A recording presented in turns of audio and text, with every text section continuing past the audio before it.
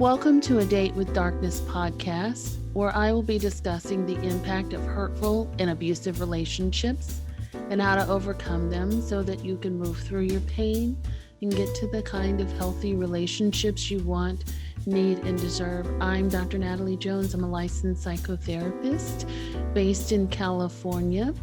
While I hope that you find this podcast educational and informational, please note it should not be substituted for treatment with a licensed mental health professional. Also, due to the nature of the podcast, some of the information presented on the show can be sensitive to some of my listeners, so please note that listener discretion is advised. Hello and welcome to the show. I am so happy to be back in and recording the podcast for you guys. I've had a plethora of episodes that I have recorded and I'm playing catch up. And today is no exception. I have a really special episode planned for you guys, as well as some treats that I have for my listeners.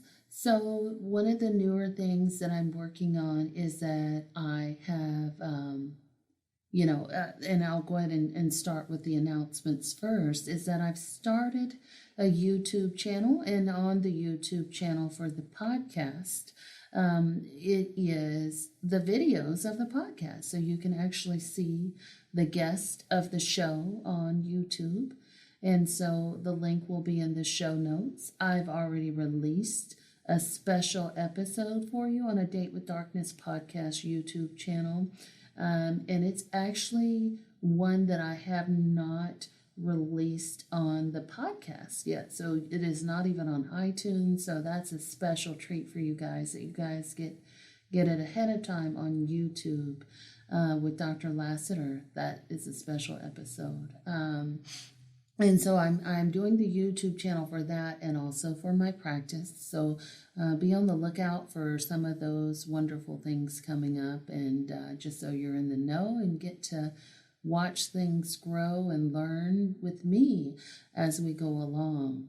The other thing is, if I'm also going to be doing some question answer sessions for listeners who email me their questions. So please note that the email for the show is adatewithdarkness@gmail.com. That's also listed in the show notes. So if you have a question that you would like for me to answer regarding relationships, narcissism, gaslighting, all the stuff that we've kind of talked about up here, please feel free to email me. Also, if you can keep your questions very short, that would be helpful to me, because I have people that email me about 10 pages worth of stuff that they kind of want me to answer and provide resources for them, and I just don't, I'm not able to get through all of that. So if you can make your questions and concerns very concise and to the point, that will be helpful to me, as I'd like to start doing that as a special way to reward my listeners for rocking along with me. And as always, A Date with Darkness Facebook group is growing, so the more the merrier. And I haven't been as active in the group lately, but my plan is to start getting back into the group and being more proactive with folks in there. But I'm not always able to do that. The holidays are coming up. And so with that being said, work is stepping up quite a bit for me. So I'm going to definitely try to prioritize and make the group and interaction with my listeners more of a priority, and spend a little bit more extra time in there. So again, that's A Date with Darkness Facebook group. Yeah, and so I'm happy to give a special shout out to my listeners who have given me positive reviews, and I'll do that towards the end. But for now, what I'm going to do is I'm going to introduce my guest, Miss Shena Tubbs. She is a licensed professional counselor, a trauma recovery coach, and a certified sex addiction therapist candidate in Houston, Texas.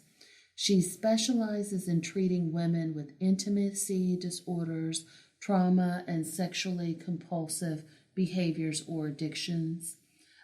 She's also trained in EMDR and dialectical behavior therapy.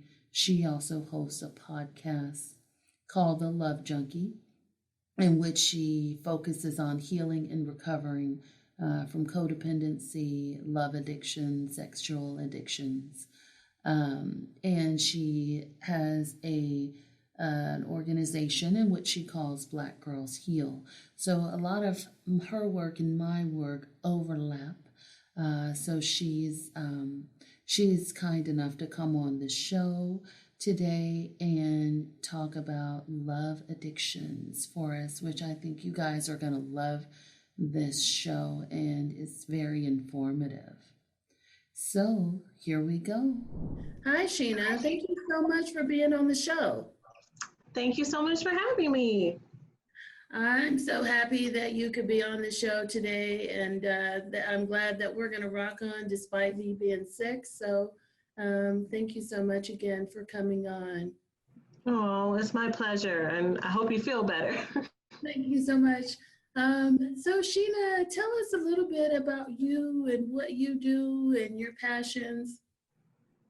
Yeah, so I am a therapist based in Houston, Texas, and I work with women who struggle with intimacy disorders, sexual addictions, and trauma from their childhoods.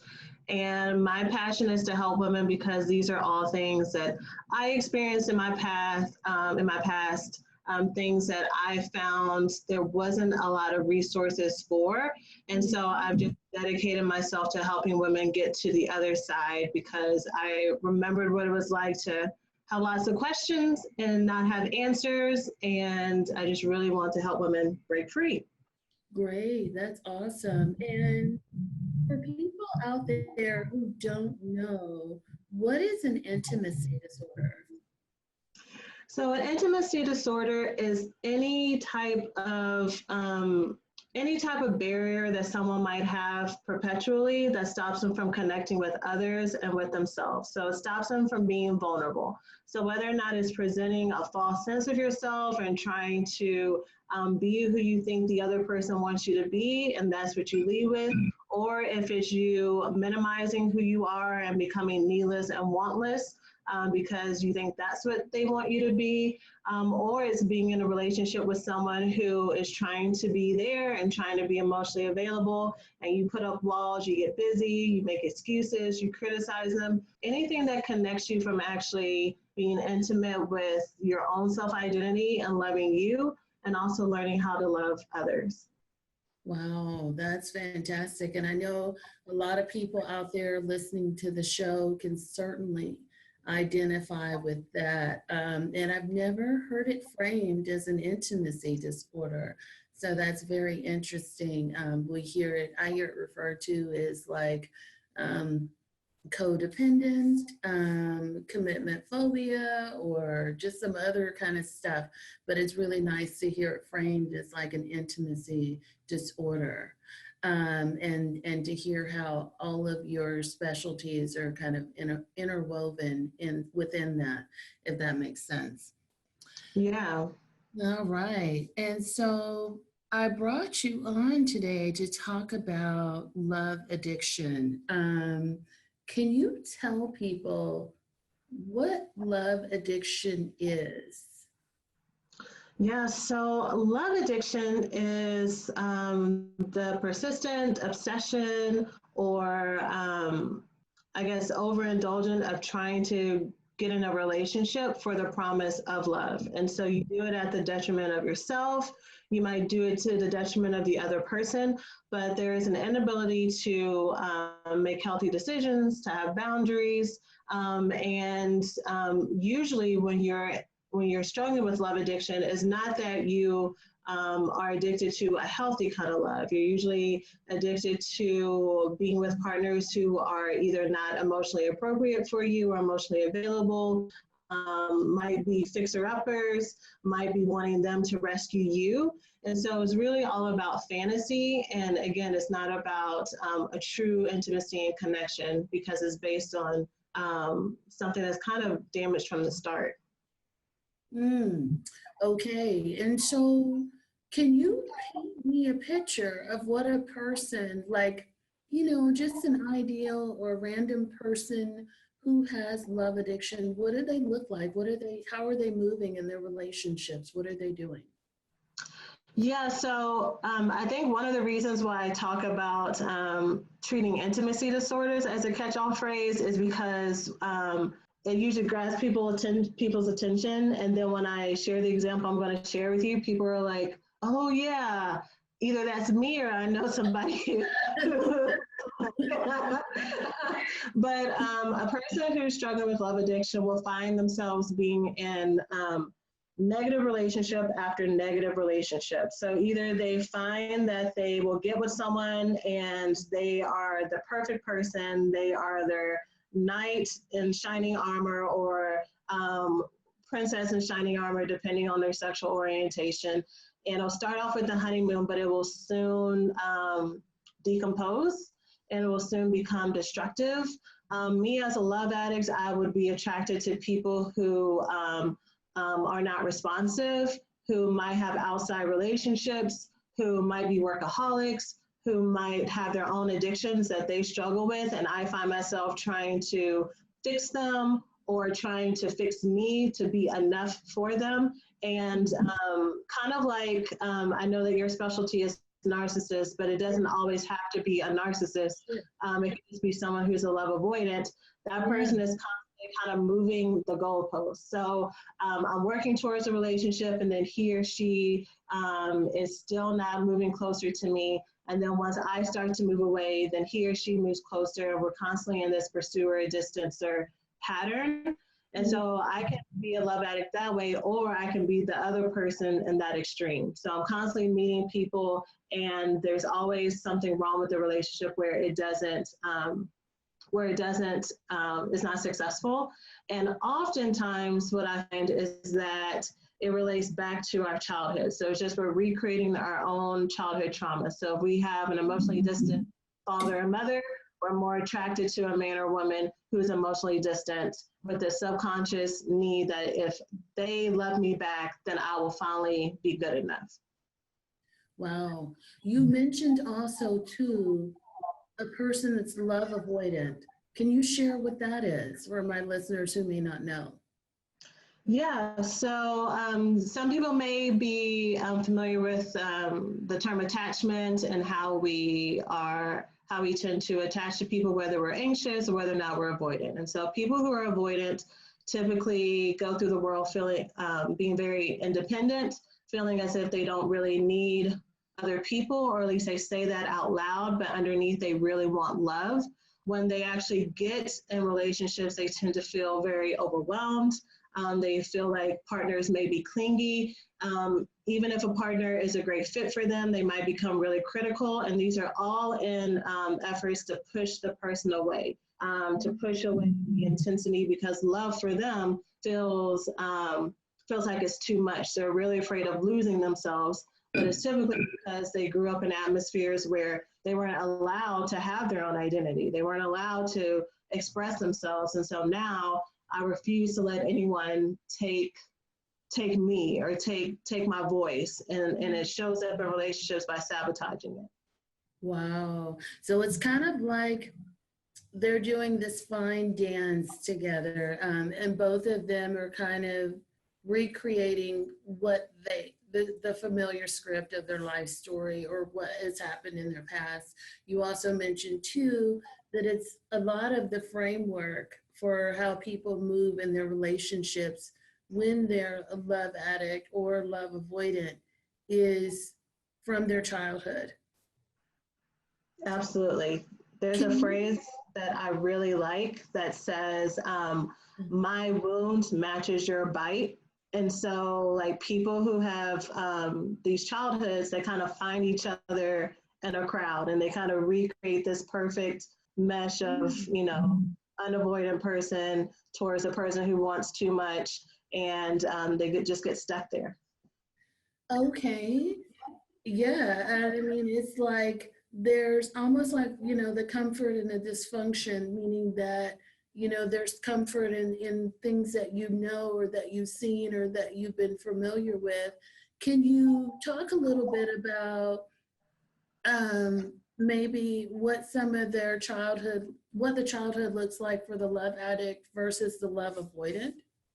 It's a good question. So, with a love addict, we tend to experience a lot of childhood emotional neglect.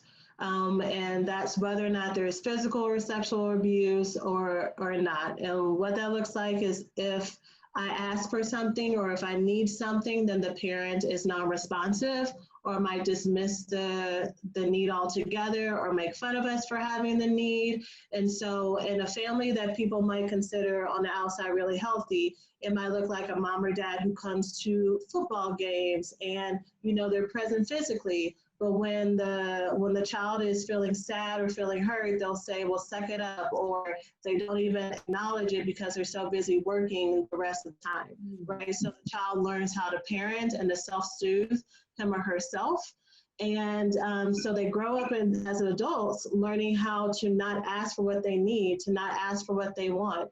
They learn how to live in these kind of fantasy worlds thinking that, well, once I meet that right person, everything will be okay. Or they tend to be the people who they're so used to, because us as children, we don't want to think negatively about our parents, especially if we grow up in households where, again, on the outside, it looks right and I don't have a right to feel ungrateful or unappreciative.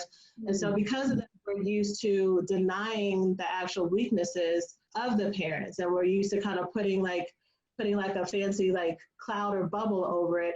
And so as grown-ups, we do the same thing. We get into these relationships, there's obvious flaws, there's obvious red flags.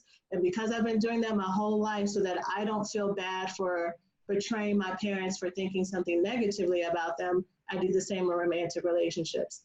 And then of course, my specialty is love addiction, but also sex addiction is definitely a part of it, or sexually compulsive behaviors is a more neutral way to talk about it.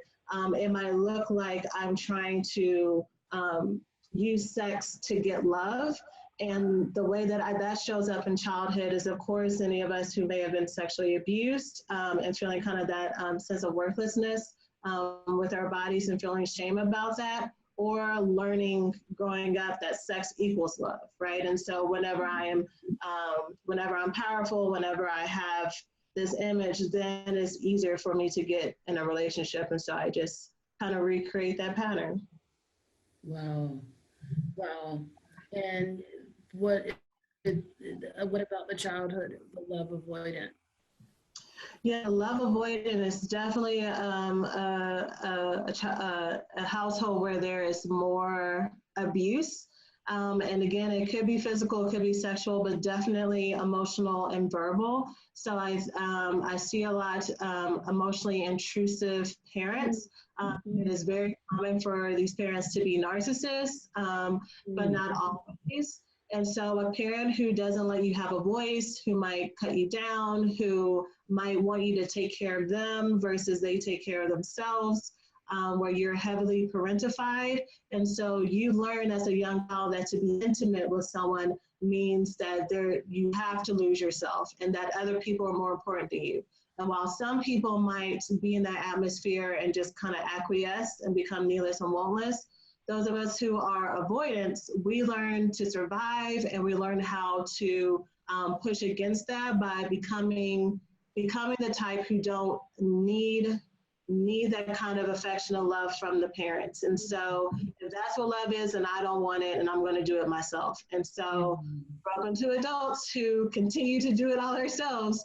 But, in all these examples, we don't really have a healthy model of what true love and interdependence looks like. Either love is completely codependent and we're completely enmeshed and there's no ends where you and I begin, or that we're complete walls and like, this is what's safe and this is how I keep myself, versus I can be fully me and you can be fully you and we can be connected, but we don't quite know what that looks like and it doesn't feel safe as well. It's hard to trust it. And as I'm listening to you, a couple of things come up for me. One of the things that comes up for me is that the Love Addict and the Love Avoidant sound very, very similar to me in terms of how they move in the relationship. Like both of them, it's almost like the Love Addict is chasing something that doesn't exist, like you said, like a fantasy, right? So therefore, nothing is really going to come to fruition within that relationship because they're involved in this fantasy. They have this idea that the story is going to play out in this way based off of their childhood trauma. And the love avoidant doesn't want love. They're just kind of moving through. So nothing is really going to come through them, but somehow they're still involved in these relationships. They have these preconceived notions. Does that make sense, what I'm saying?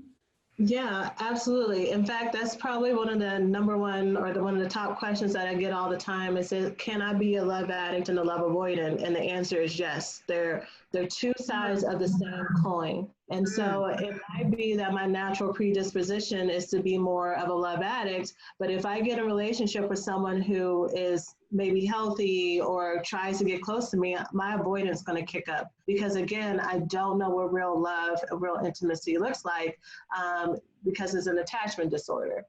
So yeah, absolutely. It's two sides of the same coin for sure. And one might even argue that could very much be a narcissist, right? Because what you're describing sounds very much like a narcissist, like they enter this relationship with the idea that it's going to go one way, but they get their needs met and then they're out. If their needs aren't, like they have this preconceived notion that things are going to be this way, and when they find out that it's not or it doesn't meet their standards, then they're out of there and then they're on to the next one and then it starts all over again. Yeah. Narcissists are definitely avoided. They are absolutely avoided. I have not known or an example of someone being a love addict though, because love addicts part, it by nature incorporates kind of a one down position and not having power and the other person having power over you. And narcissists don't let that happen. A narcissist is not going to chase a partner unless it's for their benefit or unless they just want to conquer them in a way and come back. I see. Yeah. So there is a difference in the addict piece. The other piece of it, and I'm glad that you clarified the addiction piece. The other piece that I'm thinking as you're talking is that, yesterday I came back from a conference at UCLA and it was an addiction conference. And they were basically talking about how addiction, from their viewpoint and what their research is saying, is that addiction is a medical illness. And that is, it's not a choice. And from what you're describing, it's not necessarily putting it in the same boat as like a medical illness in terms of the love addiction piece, but it almost sounds like something which you do acquire as a result of your environment, almost like, maybe like asthma or something like that like, you've grown up in this sort of situation. And while it's not a genetic predisposition, biologically, you are predisposed to moving a certain way in your life. Does that make sense? Yeah, it makes a lot of sense. And there's so much controversy and tension when it comes to between, not necessarily when people talk about love addiction, because people don't really talk about that as much as they do sex addiction, and how like it's not real, is it real? And so what I like to say when it comes to love addiction is just relating it to to other process addictions like gambling and, compulsive spending and shopping, which are very real and very destructive. And, there is research that talks about just the reinforcement between, hormones and endorphins and chemicals and all that stuff in the brain, and the reward factor with that. And it's the same thing with love addiction. In fact, so part of what I didn't share with my journey into this story is I used to work in a residential treatment center for addiction, and also occurring disorders and everything. And so when people would get off of their drugs, the love addiction stuff would come up and pop up, because what people will do is they'll try to self-medicate when they can't self-medicate with these chemicals. Then they try to self-medicate with sex and relationships. And then when you take that away from people and you teach them how to be quote unquote sober with that, that's where the real pain comes in at, because all of that like childhood trauma and all those wounds, and they start to feel that same intensity of feeling abandoned again that they haven't felt their whole lives, because they could excuse it with, now I'm dating somebody new, or I'm living my best life, or whatever they call it. They have to sit with themselves. And so the women that I've helped, and also men when I was working with men too, when they talk about their withdrawal process, it's intense. I was just talking to a woman yesterday who cut off ties, or actually the guy that she was talking to cut off ties with her, because she's typically the avoidant. And then when he cut his ties, him as an addict cut ties, she went into her addict mode and went into withdrawal. She was vomiting.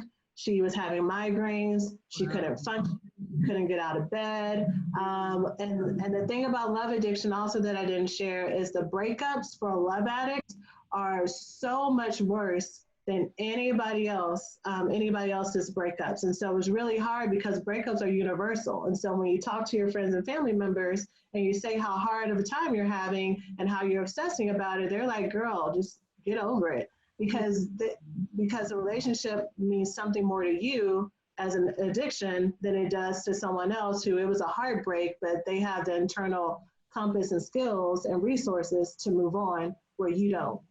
Mm. Wow. That's pretty powerful stuff right there. Wow. So what are some of the ramifications of being a love addict? Like, what are some of the long-term consequences of being a love addict?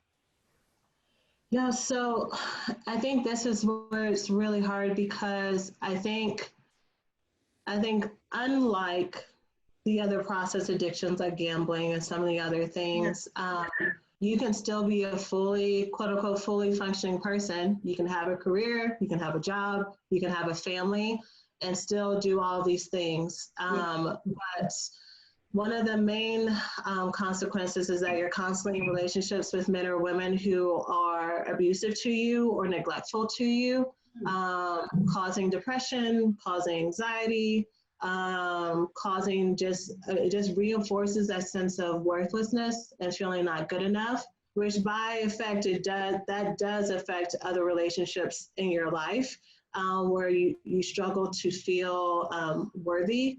I think for me, one of the main things that I notice is how it's passed down to your children, because your children are watching these relationships. And so then the next generation, this is their version of love and commitment and relationships. And so then now this is how they get into relationships, and they get into relationships with men and women who devalue them and, leave them and whatever it might look like. And so, yeah, when I do genograms or family trees with the women who I serve, you can go back generation by generation by generation and just see all the dysfunction that's passed down through mom and dad, through brothers and sisters, aunts and uncles, which does lead to abuse. I think, I'm sure you've talked about trauma bonds on your show before. And so those of us who have trauma bonds, we're more vulnerable to the abuse from narcissists, right? Because we already grew up in a chaotic household, someone who is unhealthy can kind of swoop in and we're none the wiser, or it feels comfortable because that's how we grew up, right? So those are something of mine. Yes, and I'm wondering too, as you're talking, and I could see this playing out because I mean, I'm actually learning from this because I don't really, although it sounds like our two fields closely parallel, or our two niches, I should say, closely parallel. I'm not as up on love addiction, so I'll definitely start looking up some stuff on that and being more well versed in it. But as you're talking, I'm thinking also too, perhaps a consequence of love addiction, especially, I don't know, maybe long term, is becoming love avoidant. Mm-hmm. Yeah, absolutely. Once you get into, that's such a good point. Once you get into relationship after relationship that is destroyed, then yeah, you decide, well, I don't need this, and I'm going to be the one who's in power, and I'm going to control the shots, and I'm going to make someone prove how much they love me. And then when this happens, it's still not good enough. So absolutely, those defenses come up, and then also, just the self-medication is definitely an issue. So a lot of times what I see is there's a co-occurring of addictive processes with the women. So it's not just love and relationships, also eating, and not necessarily an eating disorder, but definitely like going through emotional eating and binging cycles, compulsive shopping, workaholic tendencies as well.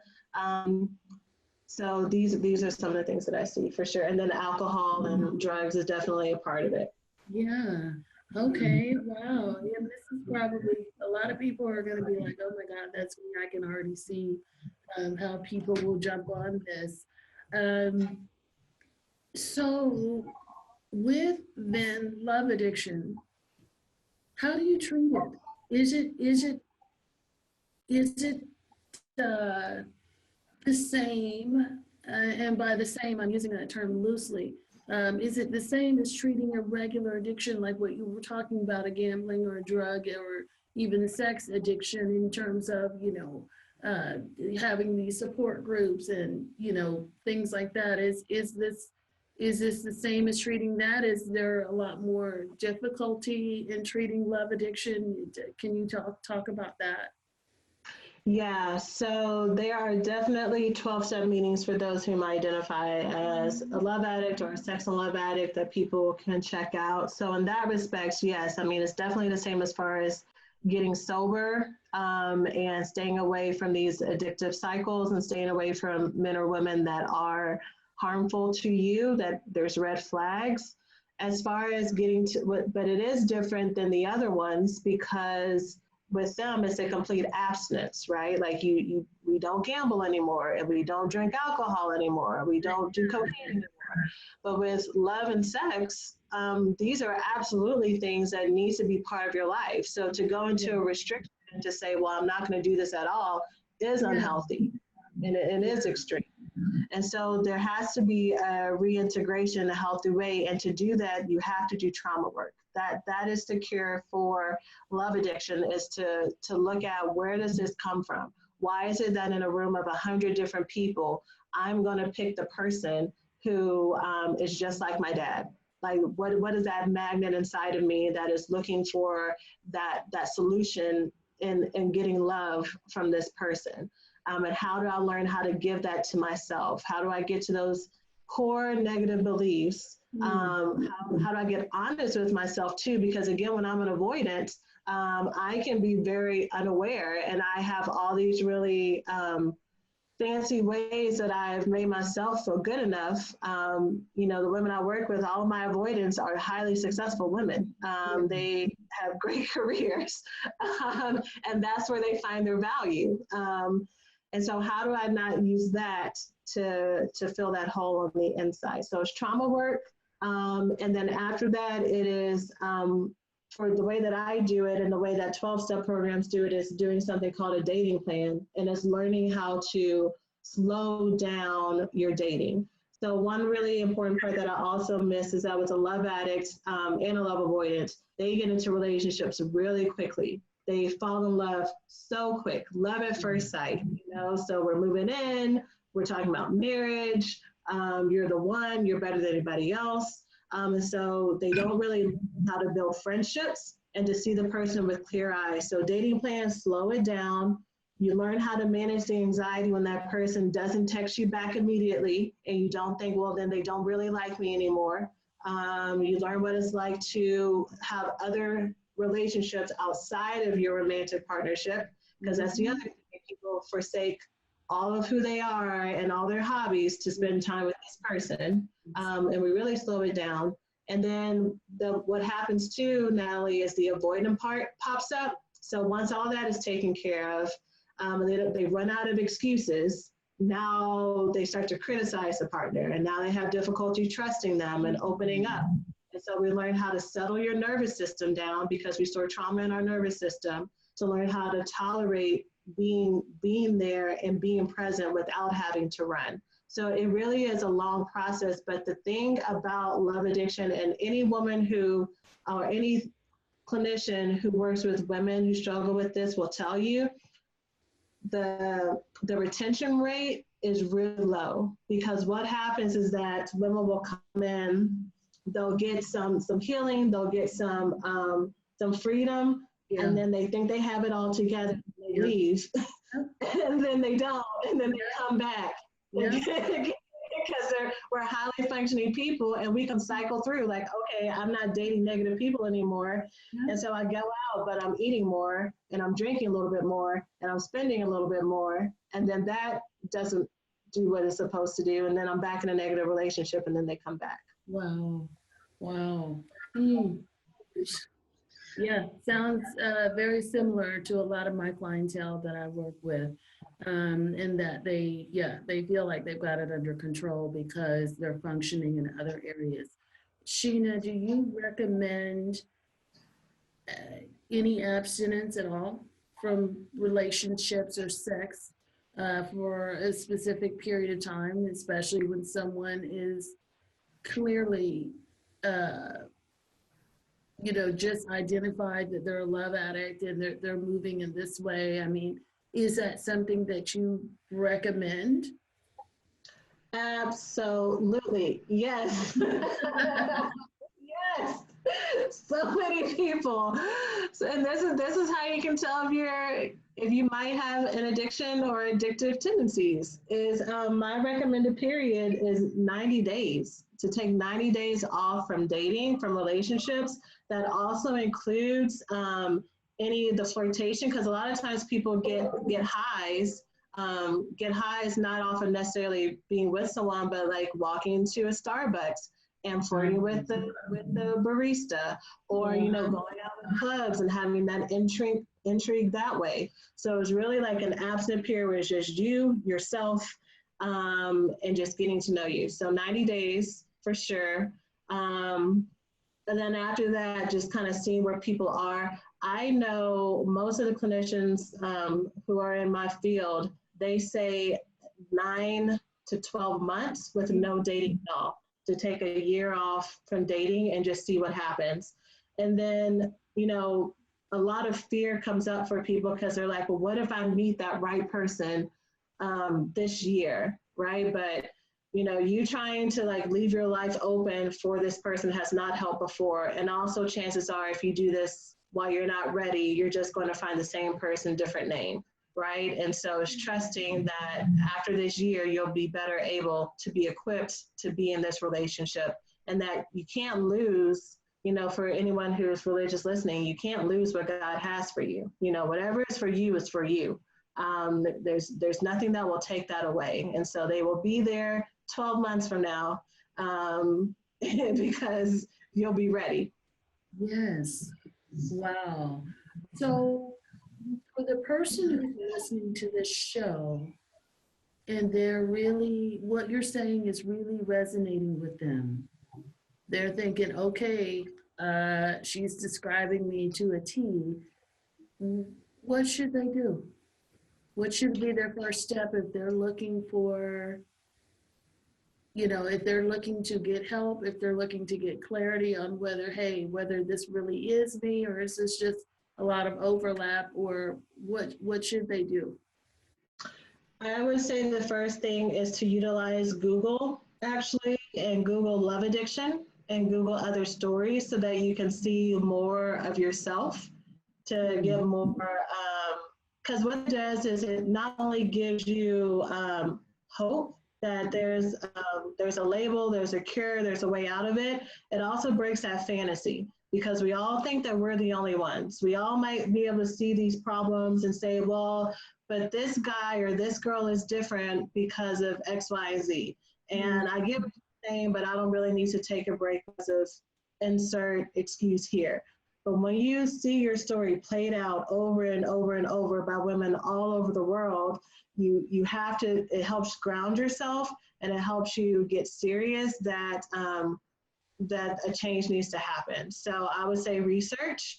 There's a book, and I know I'm going to talk about resources a little bit later, but it's called Facing Love Addiction. That's kind of one of the cornerstone classic ones that people dig into. So reading that book as well is definitely part of it. As far as next steps, the cure, in addition to individual therapy, is actually being connected to other people. And so I really stress for the women I help to be in group and to be in partnership. A lot of women, especially women of color, and I think it's just because of how the 12-step program in a lot of ways is white-centric and is not culturally inviting to other groups.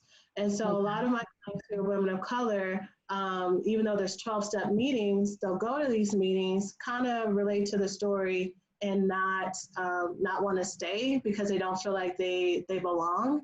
And so if that's not the case, I still feel like you connecting with other people is so important because this is an intimacy disorder. And so one of the key tools that you'll learn is when I'm in pain, when I feel frustrated, when I feel upset, instead of me calling my romantic partner to fix it or make me feel better, I start to call my friends. I start to call other people and learn that I don't need them, right? And so there's that. And then, of course, therapy, finding someone who can help you learn to love yourself again and work through this childhood trauma. Okay. Wow. So there's a lot. And can you tell me, I know you were saying that there's oftentimes a lot of back and forth with people who have a love addiction. And I'm imagining the same is also true for a love avoidance, because it sounds almost like a love avoidance is the opposite end of the addiction spectrum, but still an addiction in and of itself. Would you say then, does someone ever completely come out of it where they are, I guess for lack of a better word, sober, and they are in a healthy relationship and they're doing well, and then they've built a healthy environment with healthy relationships all around them? So my answer to that is yes and no. Okay. Yes, and that the immediate problems that people are facing, for sure, with help and therapy and support, get better. The obsession, the fear of being connected definitely happens. However, all addictions are, for the most part, they're all just symptoms of a more underlying cause. And so as we grow and as we get older, like we're like onions, right? So there's always a layer underneath. And so as we heal that top layer, there's usually another negative thought or negative belief that comes up that is now our time to heal. And the way that we might know that that's a problem is we start to feel triggered in different ways. And so something that happens often, and I was talking to another colleague about this, is we might work through our sex and love addiction, but our other addictive stuff comes up. So workaholism and learning how to be present that way. And so I'm not going out and flirting with people outside my relationship and I'm not looking for sex to fulfill me, but I'm definitely looking to this external thing to help me feel better, right? So am I sober? Well, from love and sex addiction, I am, but not necessarily from, you get what I'm saying? Yes. And so yeah, I mean, so but sobriety is going to change and look different through your whole life. It's an ongoing process because we're humans and we're dynamic, and you know, we're never fully okay. We just learn how to manage and give ourselves what we need. So when I feel triggered, I have other tools to help myself feel better other than the things I used before. Okay. Oh, wow. This is some tough stuff here. Really tough. Yeah. But it's good stuff. And I think the audience needs to hear it. You also had some research that you wanted to share with us, right? Not research, resources. Resources, I'm sorry. Yeah. Resources. And so do you have, you know, because I want to make sure that I encapsulate everything here, because before we get to the resources, we talked about the love addict, and the love avoidant. Is there something in between, or some person in between that, or maybe somehow that you have a name or a characterization for someone who has a little bit of both? Because I heard you talk about that. Yeah, so I don't have a label for the person who's a little bit of both, other than just knowing that, other than just intimacy disorder in general. But as far as someone a little bit in between, and I always fluster when I give this definition, so excuse me ahead of time, but there's a term called a sexual anorexic. And this is the person who will kind of go through life saying that they don't really need anyone or anything, kind of like an avoidant, but that not that they are asexual in orientation because they want a sexual relationship, but they might feel a lot of fear of it. They might feel that they're not good enough. And so this is the person who will go a long time without having a relationship. And then once they do get in a relationship, it's either really destructive, they lose a lot of themselves. A lot of the women who I know who are sexual anorexics will go and, by their own definition, feel like they are sexually acting out and sleeping with more partners than they would themselves want to. They go into a long period of deprivation again. So basically depriving yourself of taking care of who you are, of letting yourself experience joy, of letting yourself experience love and relationships. Wow. That's also really common. Huh. Sexual anorexic. I tell you, this is why I do this show, because I tell you, I learned something new just from every guest. And it's like, it's very exciting to hear this kind of stuff because I've never heard of it, but I've seen it. You know what I'm saying? And it's like you can see it in people, and they use these justifications to normalize it. And it's like, oh, okay, but sexual anorexic is very interesting. And can I add to that really quickly? Yeah, go ahead. Yeah, so with a person who might be sexually anorexic or intimacy anorexic, whatever you want to call it, this is a person who might listen to what I said about taking a year off from dating, and they'll say, well, I did that already and nothing changed. But what the difference is with that year that you took off is, were you actually loving yourself through it? Were you actually learning how to connect to other people instead of living in maybe isolation? Were you actually learning how to tolerate being in connection without avoiding it? Were you brushing your teeth? Were you washing your hair? Were you dressing nicely, versus retreating within yourself? And that's the key.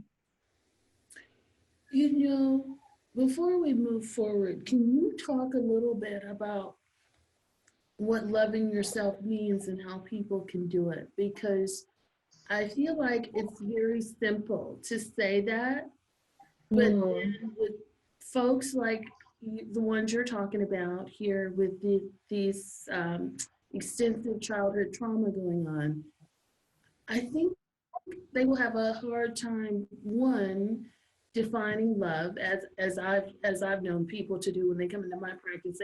They oftentimes have a difficult time defining love, and two, they don't really know how to show it to themselves. Can you talk a little bit about that?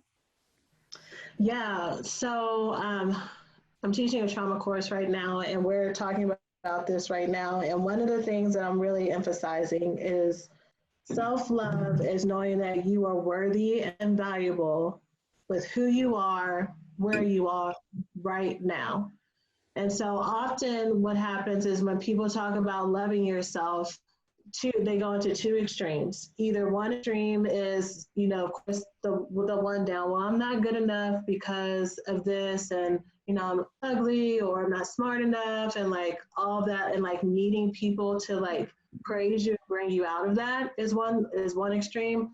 The other extreme is, well, of course I'm good. I do love myself. I love myself because I am the best in my class, or I love myself because I'm a great artist, or because I help lots of people. But the reason why that's an extreme is because of the because phrase. Like, I'm good enough because of all these other things, versus just for me existing in this world, I am worthy and valuable. When I make a mistake, I'm worthy and valuable. When I do something that's right to other people, I'm worthy and valuable, but I'm not more than I already was. And I think when it comes to self-love is oftentimes it's fleeting and dependent on outside circumstances versus being just a constant in our lives. And the goal is to get to a place where I can love myself no matter what is going on around me, no matter what I've done. That shame does not stay. Shame being different than guilt, of course, when I make a mistake. And so when people talk about self-love, they talk about the self-care stuff, which is, massages and all that other stuff, but it really is mindset. Self-love is a mindset. It's about when you tap into yourself by yourself and you're just quiet, do you feel this internal ache? Do you feel kind of this hole, like this longing? And if so, that's what you're working to fill, so that when you're in your quiet moments, that you feel complete and content. Mm. And I know people out there wondering, how do I get that? Yeah, you go back, to where it started. You figure out what is it, what is that piece of me that I lost from long ago, or that someone never gave me, Mm-hmm. that I feel like I'm missing. And sometimes what really helps that I teach people to do is when you're quiet and you just figure out, so how old do I feel right now? Do I feel like I'm 6 years old again? Do I feel like I'm 3? Do I feel like I'm 12? And like, in whatever age that is, that's that wounded part of yourself that needs to be loved again. And so I teach women how to get in touch with that little girl part of her and figure out, in that moment, does she need a hug? Does she need someone to tell her that she's beautiful? Does she need someone to tell her that it's all going to be all right, to tell her that her feelings are valid? And then I start to reparent myself in a way that I never was parented before. And by that part, like, all of me comes back together. All of me becomes whole again. And I no longer need these things outside of myself to feel good enough, because I know how to give it to myself.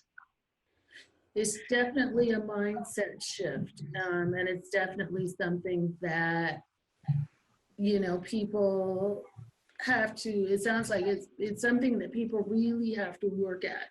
And it's a different way of thinking. And moving through space, especially if your approval and your self-worth and just your overall value comes from someone else giving you that. Oh, I'm sorry, go ahead. I just said absolutely. And even, just speaking honestly as, a professional in this field, you know, feeling just constantly every day as a journey, and I learn more. And not only do my clients teach me, I'm just walking them through it, but then, you know, I have to do this work myself. And I just about when I first started, like all the stuff that I'm saying right now, it was just like foreign to me. And I was a therapist for years before I started this kind of work, you know, and just how, I don't want to say the word is denial, but how kind of out of touch we are with who we, like with our inner child, with our inner self, because we learned to be, because we couldn't get to know that wounded part of ourselves because it wasn't safe, which is why we created all these other defense mechanisms. And so, yeah, most of the time it's a journey to just get to see, oh, that's the pain that I'm experiencing, and that's where it comes from. And then from there, you learn how to heal the pain. It really is a lifelong process. It's a great process, but it's definitely hard. It's definitely hard. I can second that. I've worked with a lot of women who struggle with, and men who struggle with a lot of the same similar things that you're talking about. You know, even within the prison, some of the men are definitely struggling with a lot of the things that you're talking about. So, I'm hoping that, and this has been a very enlightening discussion, so thank you so much for that, Shena.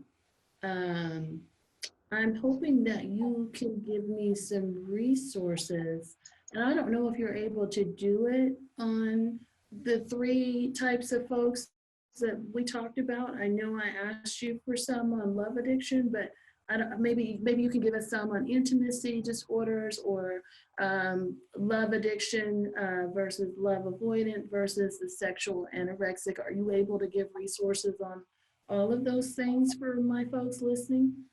Sure. Oh yeah, sure. Let me tell you what they are. Okay. Quick second. All right. So I already mentioned Facing Love Addiction by P. and Melody. There's another book called Attached by Amira Levine. And that book is great because it talks about love addicts and love avoidance. And I love, that is my favorite book, honestly, more than Pia Melody's book, even though I know Pia is one of the foundational folks, because it actually breaks it down and it gives people things for them to do to actually start to work through it. I remember I've like printed out that page that talks about the next steps and put it on the wall. It's just that good. So that book for that. There is a book by Patrick Carnes, who is kind of like the pioneer founder for sex addiction, and his book is called Sexual Anorexic. So anyone who's more interested in learning about that, learning about kind of deprivation and what that looks like, that book is worth its weight, specifically because there's a section that talks about healthy sexuality that I think people from all fields can probably agree on, and so that's good for that. When it comes to group support, Sex and Love Addicts Anonymous has meetings for all 3 types, depending on the city that you're in. I'm in Houston, so it's a bigger city, and there's a lot of great recovery here. So there's meetings for just love addicts, for just avoidance, and for just sexual anorexics, and then there's mixtures in between. And if you don't do they have a website? Just FYI, sorry to cut you off. Yeah, what's their website? Their website is slaafws.org. And there's literally meetings all over the world in every language. Okay. So I'll definitely put that link in the show notes. And you were saying? Yeah. And so, so there's that. One more book, actually, now that I'm thinking about it, there's a book called, is it called How to Love an Avoidant? Or I want to say it's How to Love an Avoidant by Jeb Kennison. And this is a book that's actually made for love addicts and who are in a relationship with a partner. However, it would still be good to kind of read as an avoidant to kind of like get insight on some of the things that you do and how it feels for your partner. So there's that. And then I have my own personal resources of things that I've created, if that's okay to share now. Yes. Before we get to that though, the last book, How to Love an Avoidant, how do you feel about that? I mean, we do it, but is that something that you'd recommend that people can do and work through in spite of? I I would say if you go into a relationship with an avoidant, that is unhealthy and unwise. However, there are people listening who are currently in relationships, and Yep. either they're the avoidant or the addict. And so, knowing that these are just attachment issues and things that people can work through, if both partners, not just one, but if both partners are able to work on this and move closer and get to, and love themselves, I think all relationships are repairable. What Okay. will happen though is if there's just one partner who's working and the other one isn't, is they might find, well, this is not, because you're healthier now, so you're not willing to take the things you took before. They might decide to exit, but it's still up to them. This is, of Absolutely. course, from being in a relationship with a narcissist. Of Yeah. course, never a narcissist. No. Yes. Yes. Okay, great. And Sheena, I'm sure people are gonna love you just like I do. This interview was great. It was wonderful. I learned a lot. Um, if they're wanting to reach out and connect with you and talk with you, where can they find you? Yeah, so they can find me at shenatubbs.com. That's Sheena with one E and Tubbs with two B's as in boy. And there they can send me a message. I also have a podcast called Love Junkie that talks about recovering from sex and love addiction, codependency, and things of that nature people can check me out at.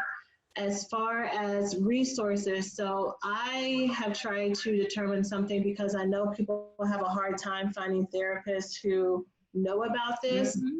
will even validate it, that is real, even if you don't call it love addiction, but won't go into kind of that, well, just stop it, kind of thing.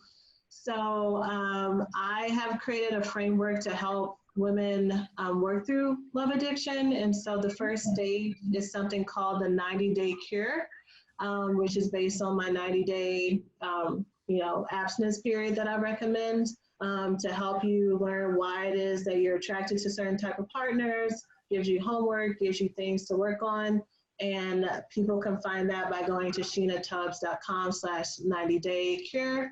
Now, what is And that? Just so that we're clear, is that like a book? Is that like a video course, or what is yeah, 90 day? It's okay, so it is like a video course, like a webinar type thing.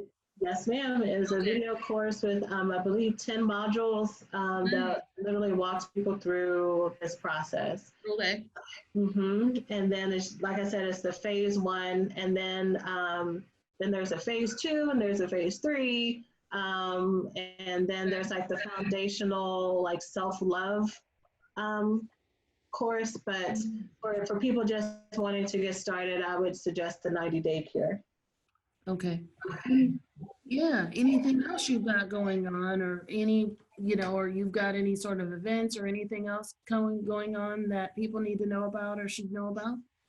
Yeah, so I don't have any events. I hope to one day host some retreats, though, to help bring women together and build community. But as far as other projects I have going on, I'm the founder of Black Girls Heal. This is a platform that I created to help women of color heal from childhood trauma. Because, like I said, when I started to research all this stuff, I couldn't really find anything. So Yeah. I have a core foundational course called the Trauma Recovery School, where I help Black women work through a lot of these family issues that we're talking about through their own self-education and coaching. So if anyone's interested in that, they can go to blackgirlsheal.org. Okay. And so it sounds like that's a combination of coaching with you and then also something similar to like the webinar situation. Absolutely. Okay, Mhm. awesome. Fantastic. Thank you so much, Sheena, for being on the show and enlightening our listeners and talking and speaking to their pain that they're going through. I really do appreciate you coming on and also educating me as well. So I'm very happy that we were able to work it out and you were able to come on and talk to us. Yes, thank you so much for being so flexible with my schedule. I appreciate it. Sure. Okay. Okay, so that was a wonderful interview with Miss Shena Tubbs. And I thought that was a great interview. Love addiction is always fun to kind of talk about, and Sheena does it in such an eloquent way in which she's educating us. And so I'd like to know what are your thoughts on the show and how you feel about it.